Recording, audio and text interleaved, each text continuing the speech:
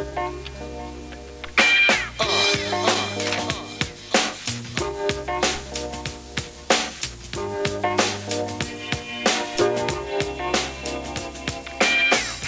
had a pretty good year in '86 too. Was not as good as 1987, which suddenly became a very, very good year for me, winning the Australian Open again. And I think the standard at that time was even better than in '85. And I got off to a great start that year. I think I won 7 tournaments that year and ending up being ranked #2 in the world. So it was a huge step for me. By then, he'd forged a relationship with an Englishman, Tony Pickard. Gradually, their relationship grew into one of the longest-lasting and most successful player-coach combinations in the history of the sport. So how did it begin? I was asked to go and look at and talent spot him for Wilson Sporting Goods. I caught a plane and went to Milan and saw this young man, miserable-looking thing he was in those days, but still a fabulous athlete. That's really what attracted me to him.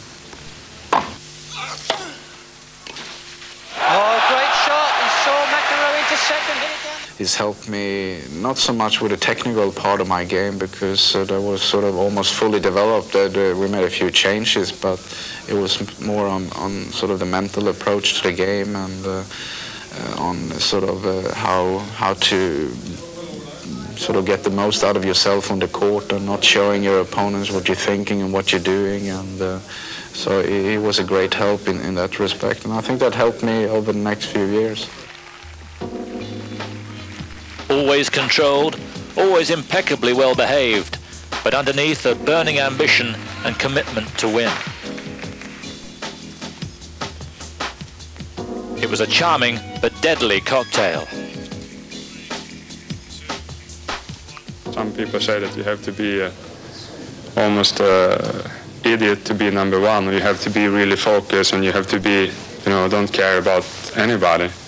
But I think Stefan showed that you can have your fire inside. You don't have to show it all the time and still be #1. I always kept a lot of emotions within myself and always sort of had a little bit of a poker face, and that's the way I am, and that's the way that I play my best tennis.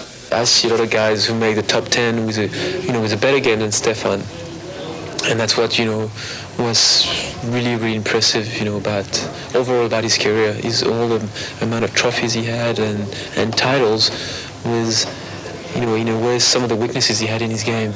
In a way, I think it's right because I've always believed that you should use your strength, and that's what I've done because I've always known that I've been much better moving forward than moving from side to side, and I've developed some good base, and that's playing serve and volley, and that's obviously been my strength, and always, a lot of people have said that my forehand has been a big weakness. I wouldn't say it's a big weakness, but it's a shot that I don't miss much with. I think that was the case in the beginning of my career, but it's something that I did improve a lot, and I think it's the same with the returns.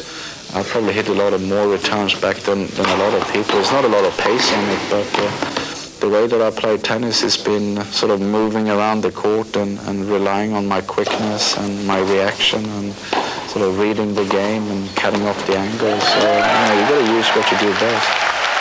And he did what he did best at the greatest tennis arena on the planet. Winning Wimbledon was a title that I wanted to win. I knew that I had a chance.